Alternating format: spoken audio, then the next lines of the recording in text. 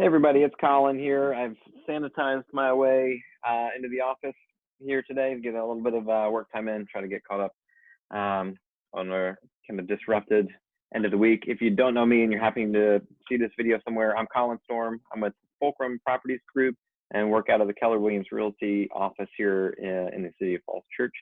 And I just wanted to kind of put this out there to check in with folks and just talk a little bit about as we make this adjustment to this kind of temporary new world, talk a little bit about the real estate market and what's happening, what we expect, and how things expect to look. I don't know if people have what kind of questions or concerns people have had. I kind of just want to address some of those possible questions and concerns here. First and foremost, I want to say, and granted it's early, this is really the first weekend that we're seeing this level of disruption. So there are open houses happening today, and I've personally conducted showings this weekend, but it's all on a little bit of an adapted basis, you know, more hand sanitizer, letting people wash their hands, not shaking hands. And, you know, for us at Fulcrum, doing the sign in for people, you know, so entering that into the computer on their behalf, so they don't have to, you know, we don't have 40 people touching a computer or, you know, everybody using the same pen to fill out a sign in, things like that. So while we're trying to do as much business as usual as possible, we are doing it in an adapted nature. And as we continue to look at this period of time that we're in, we are having discussions about doing, you know, kind of virtual open houses, especially, you know, even if you have a house to sell, you may not really care to have 20, 30 strangers come through your home. So we're talking about with my Fulcrum colleagues starting to offer virtual open house, like say, hey, at 2 o'clock, we'll be doing a home tour via, you know, whatever, Zoom or whatever tool that's out there. There's several, and kind of doing it that way because people still need to buy homes. People still need to sell homes. So regardless of what's happening, what's going on over the coming weeks, there's still going to be activity in the market. And again, it's early, but we still had homes going under contract this past week. Again, open houses this weekend.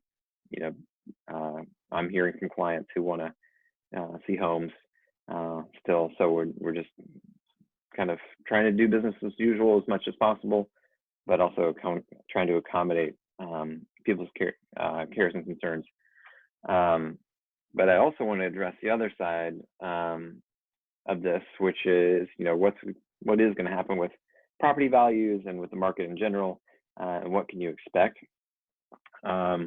Because, well, so first and foremost, we've already all year been, since about the Martin Luther King holiday weekend, it's really felt pretty much like it's already a spring market out there. Many of the homes out there have had 5 to 10, you know, buyers for each one. And so even if we have, in one case, it was actually 37 written offers on a home on Walnut Street here in Falls Church on the Fairfax County side. That actually made the Washington Post. But even if we're impacted during this time and things slow down a bit, you know, we don't know exactly what that's going to look like, but is it going to be like 3 to 8 people for every house, or 2 people? And really, at the end of the day, to create that competitive environment, it really only takes more than one. So as soon as it gets to 2 or 3, you're already into that competitive dynamic. And so because inventory is still pretty tight and competition is still pretty strong, that could well carry us through however long this happens. But, you know, say everything really just kind of freezes up and people decide to wait to put their homes on the market, and home buyers kind of see that happening, so they kind of put their plans on the sidelines. That, based on what our long-term projections are for the DC area, we're talking about, you know, let's say worst case scenario, like 3 months or so, where things are kind of out of the ordinary, and we're kind of in our kind of lockdown mode. Excuse me. Don't worry, I'm not sick. Just had something caught in my throat. Anyhow, the long-term projections are so aggressive in terms of job growth compared to housing inventory, that's really what's going to continue to propel us. That's what's propelled our crazy market the last, 2019 so far this year, and what's going to continue to propel us as we move into the future. And this is, I'm going to share my screen and show you guys a little something. And this is going to get a little bit wonky.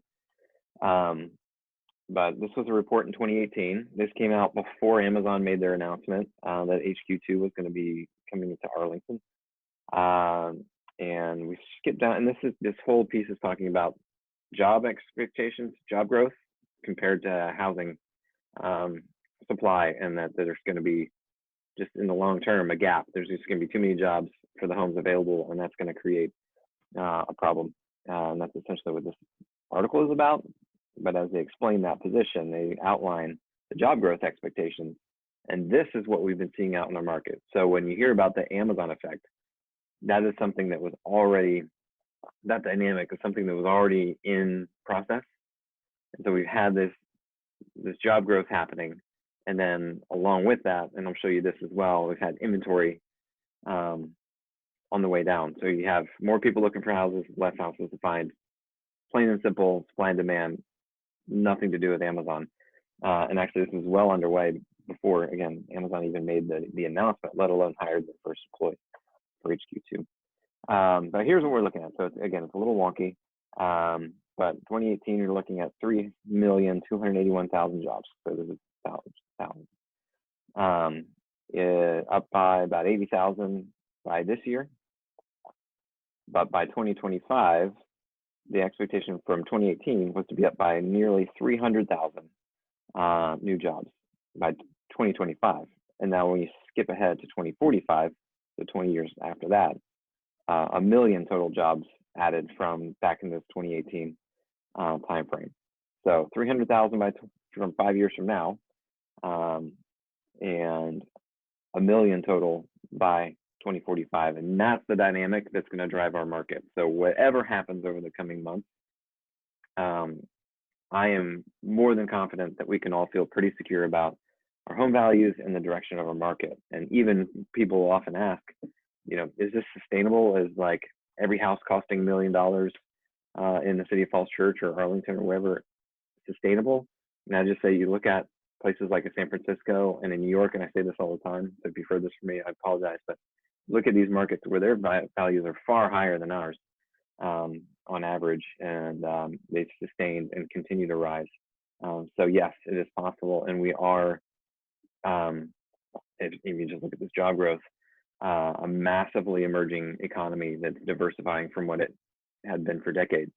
Not just the government workforce anymore, far more diverse, and seeing a ton of growth in jobs.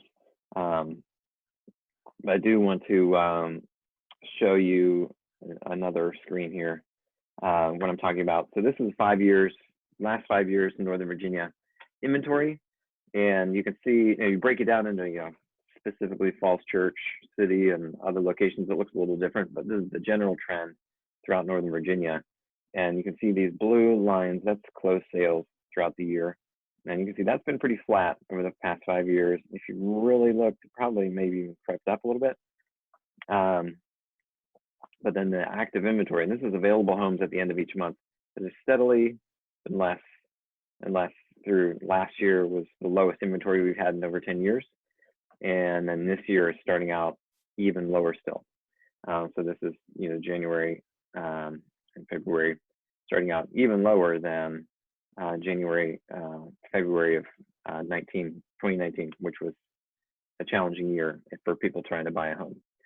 This year is shaping up to be even more challenging.